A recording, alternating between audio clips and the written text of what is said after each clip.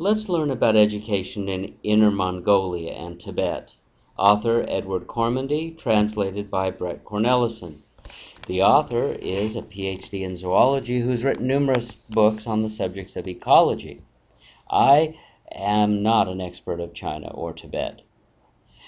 Dr. Kormondy in October 1997 visited education institutions in both Inner Mongolia and in Tibet, and he described them similarities, contrasts. He found Inner Mongolia to be more urbane, more economically vital, while Tibet was more rural and economically disadvantaged, and he described what he saw.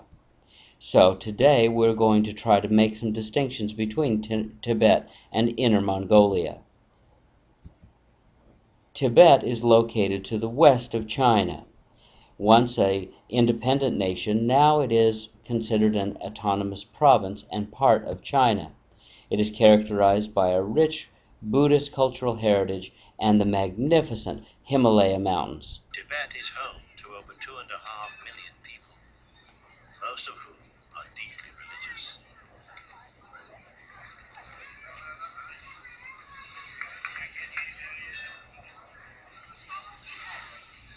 Though Tibetan Buddhist worship centers on elaborate temples, statues, and images, its beliefs are intimately linked with the wild landscapes of Tibet.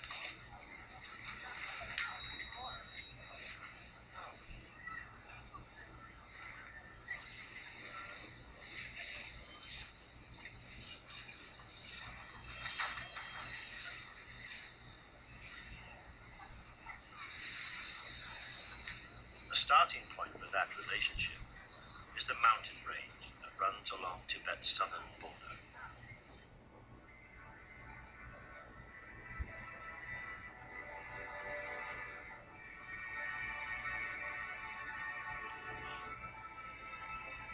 Over 3,000 kilometers long, the Himalayas are China's real Great Wall. Inner Mongolia, actually once a part of Mongolia itself, is on the northern border of China.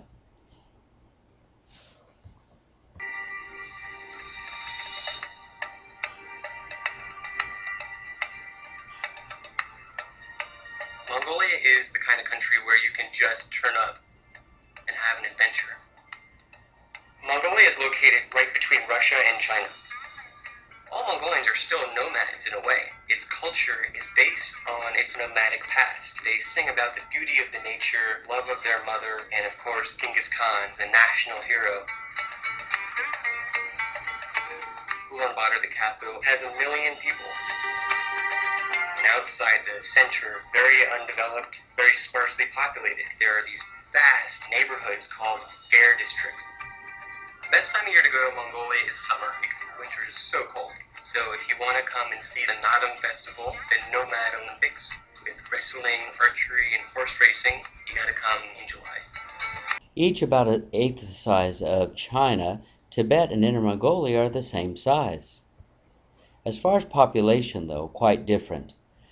Tibet, with only 3 million, has 2.5 per square kilometer. Inner Mongolia, with 24 million, 8 times more, 20 per square kilometer. And China, with 1.33 billion, 140 per square kilometer. And so we can see that Tibet is much more sparse than Inner Mongolia, which is still more sparse than China. Tibet is almost all Tibetan natives, with only a few Han. Inner Mongolia, on the other hand, Mongols are a minority within their own country, as Han predominate. And in the rest of China, well, Mongols and Tibetans pretty much stay in their own provinces. As far as the economy is concerned, per capita income in Tibet is only 1,800, half what it is in China, and a third of what it is in Inner Mongolia. As far as religion, Tibet is predominantly Buddhist. Inner Mongolia, once quite Buddhist because of the Cultural Revolution, has now become much less so and is more like China in its religious tradition. So to summarize, Tibet is more rural, more ethnically distinct, more poor, and more religious than Inner Mongolia. Inner Mongolia then is more prosperous and culturally more similar to China. As far as school admission, for college. Requirements are lower for minority students in Inner Mongolia.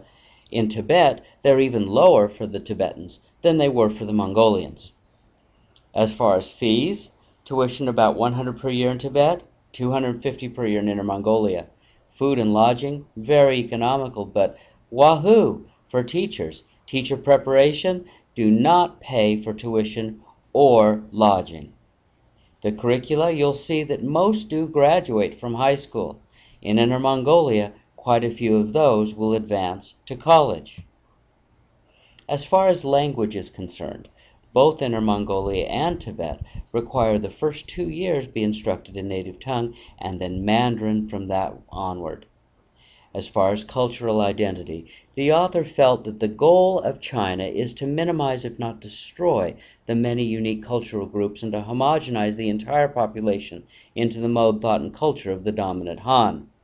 Tibet's culture he described as being mutilated, but Tibetans, being characteristically stubborn, will continue to resist some of that culture erosion. Inner Mongolia, already mostly Han, has already been largely transformed into the Chinese culture.